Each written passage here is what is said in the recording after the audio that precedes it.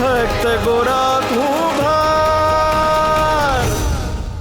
લે ગંગા, આ રોટલો અને ઘી ખાઈ લે.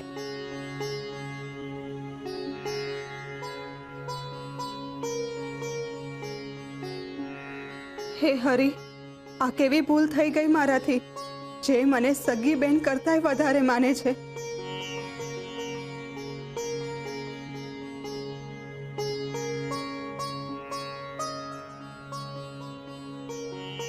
એના જ સંસારને તોડવા જઈ રહી હતી હું. મને માફ કરજો મારા પ્રભુ.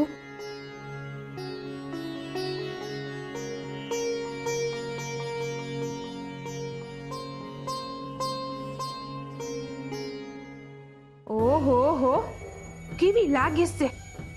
ચોટલો છે કમરે પોગે છે ને વાળ એકદમ ઉગડેલો છે.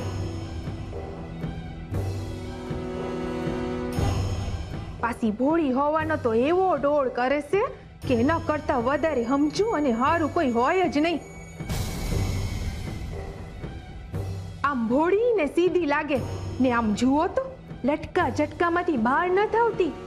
દુનિયા કાંઈ પણ કે, પણ યુવરાજનો બચારાનો કોઈ વાક નથી. આંખોથી આમંત્રણ આણે જ આપ્યું હશે. બરી આ સુંદરતા ને બૈરું આ રૂપ, આવી સુંદરતા તો કોકના ભાવ બગાડે.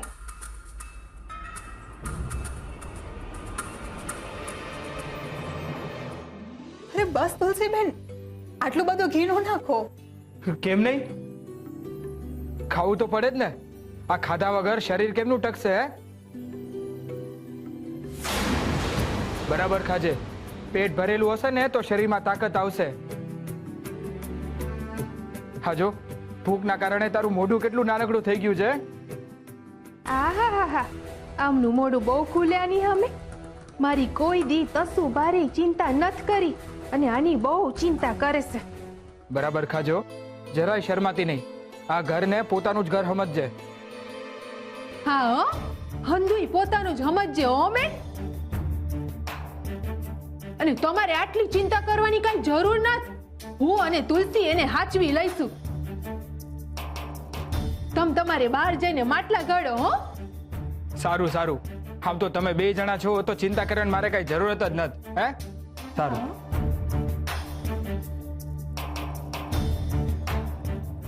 આવા મોટા વિવેક કરવા વાળા. આમ તો મારા વરને હું ઓળખું જ છું. બચારા ક્યાં યાગા પાછા થાય એમાંના તો નથી. પણ પુરુષની જાતનું ભલું પૂછું. આવી રૂપનો અંબાર જેવી લટકા મટકા કરતી સ્ત્રી ક્યાં કેમને વશમાં કરી લે તો ઈ વશમાં થઈ જાય. યુવરાજ જેવા યુવરાજની નજર આના પર બગડી તો બીજા બધાની તો હું વિચાર. અને આમે આણે ઘોડા ઉપર તો નજર બગાડી જ છે. તુલસીએ ઈને આશરો દીધો ને બેન બેન કરતા એની જીભ નથી થાકતી. એના વર ઉપર જ નજર બગાડી હોય તો મારો વર તો બચારો હાવ ડાયો છે. એમને આણે વશમાં કરી લીધો તો એક તો માંડ માંડ મેં એમને વશમાં કર્યા છે. મારે આને મારા વરથી દૂર રાખવી પડશે, નહીં તો ભરખી જશે મારો સંસાર. શું?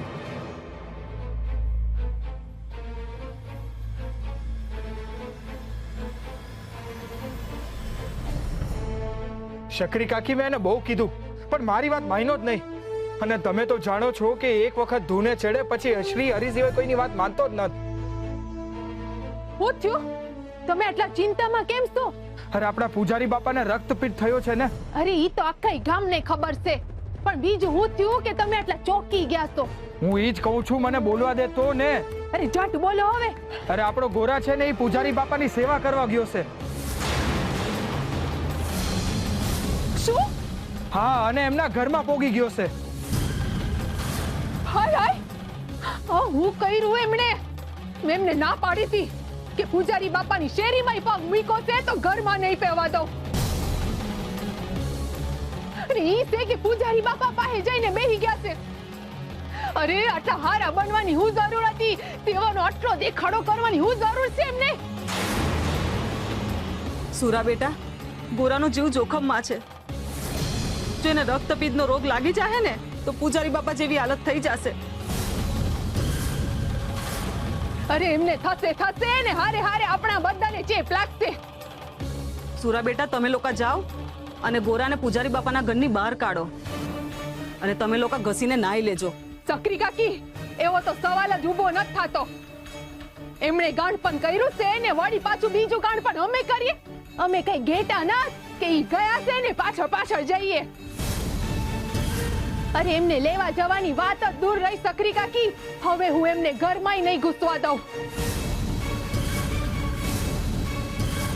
હા, રોગ તો ફટ દઈને ચોટી જાય.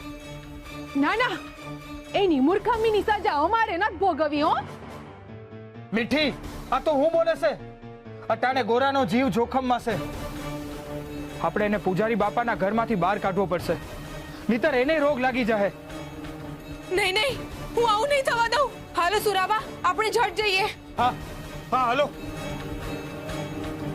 હું તો ધર્મ સંકટમાં અટવાણી. શું કરું? જાઉં કે ન જાઉં?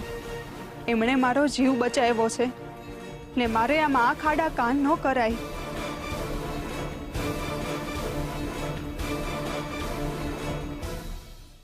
આ હું મારી નાવ ઉપર હા કરીને નીકળી ગયા? અરે ઈ તો પહેલા મારી નાવ પર બેહી જાતા હતા અને અટાણે ઓલી તુલસીના કેવા પર હાલી નીકળ્યા. એકવાર હું એમને હાથ જોડીને ઘરમાં લઈ આવી અને બધાની બીક જતી રહી છે. અરે સમજતા નથી કે કેટલો ભયંકર રોગ છે આ. અડતા વેત લાગી જાય એવો રોગ છે અને આ રોગનો કોઈ ઉપચાર નથી. પૂજારી બાપાની પાસે વૈદ્યરાજ રહેવા તૈયાર નથી અને ઈ હંધાઈ ગયા છે ને એમની પાસે. ઈ હંધાઈ મૂર્ખા છે. મોતને ભેટવા ગયા છે ઈ લોકો, મોતને ભેટવા. અરે ગોરા ને તુલસી ભલે જાતા, ભલે પોગી જાતા હરી પાસે, પણ એમને હું ડાપણ કરવાની જરૂર હતી? અને ગોરા આવશે ને હારે હારે રોગે લેતો આવશે.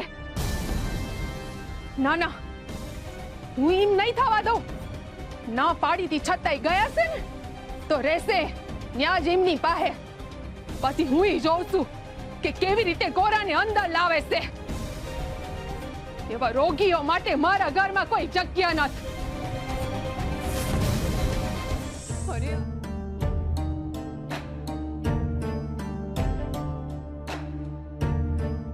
મટી જશે તમારી બળતરા ને ટાઢક વળશે તમને પૂજારી બાપા. હે હરી, બાપાની બળતરાને સમાવી દેજો નાથ. ગોરા, ઓ ગોરા! શુરા, ભગત, તમે અહીંયા કેમ આવી ગયા ભગત? મહેરબાની કરીને બહાર આવી જાઓ ભગત.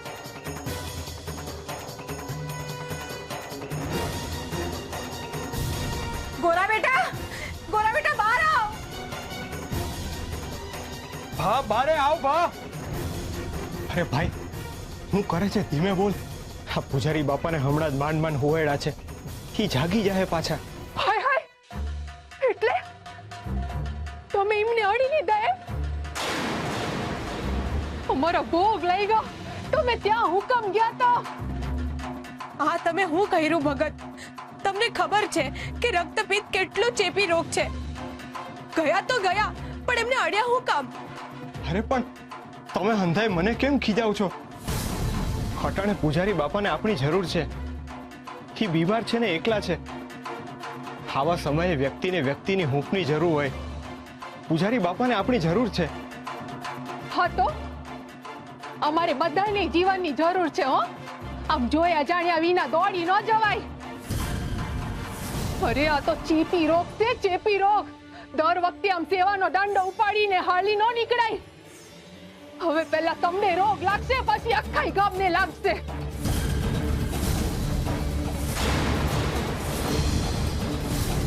ખબર નહીં આ ભક્તિ ભાવના કારણે કેટલા લોકો મરશે. મીઠી, સમય અને જગ્યા જોઈને તો વાત કર. મારે હુકમ જગ્યા જોવી પડે? આ તમારા ભા ના જવાની જગ્યાએ હુકમ ગયા છે. અને મેં જે કીધું છે એ હંધાઈના ભલા હાટું કીધું છે. હવે તમે બધાય ચેપ લઈને ઘરે આવશો અને પછી એક આખા માધવપુરના લોકોને ચેપ લાગી જાય. તમારા ભાના કારણે માધવપુરના લોકો માધવ પાસે પોગી જાહે, માધવ પાસે. ના પાડવા છતાં ઘૂસી ગયા આ રક્તપિત્યાના ઓરડામાં. હરે કૃષ્ણ કરતા કરતા અમારા હંધાઈનો વિચાર ન આવ્યો.